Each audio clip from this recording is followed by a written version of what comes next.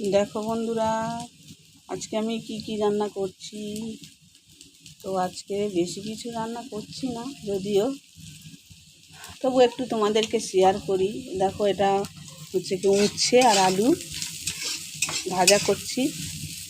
এখানে উচ্ছে আলু ভাজা, আর এখানে ভাত হচ্ছে। ভাত তো প্রায় হয়ে এসছে। ভাত হচ্ছে, উচ্ছে আলু ভাজা হচ্ছে। আর এখানে দেখো আমি ট্যাংরা মাছ, বড় বড় আট ট্যাংরা। তো আজকে আট ট্যাংরা মাছ নিয়ে এসেছি। আমার ভাই বললো আট ট্যাংরা মাছ খাবো, ওকে নিয়ে আজকে বাজারে গেছিলাম।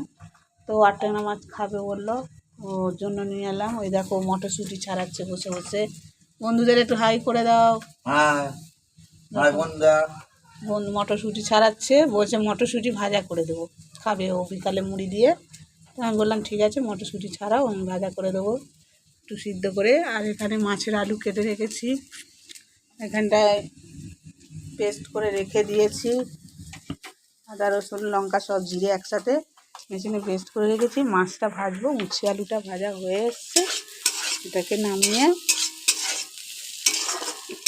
আমার ভাই যা খেতে চায় ওকে আমি তাই খাওয়াই। কী করবো, আমার মা নেই এখন, তো আমার কাছে যা বলে আমি ওকে তাই খাওয়াই। তো আজকের এইটুকুই রান্না করবো, বেশি করবো না। কালকেকার চাটনি রয়েছে, তো তোমাদেরকেও একটু শেয়ার করলাম।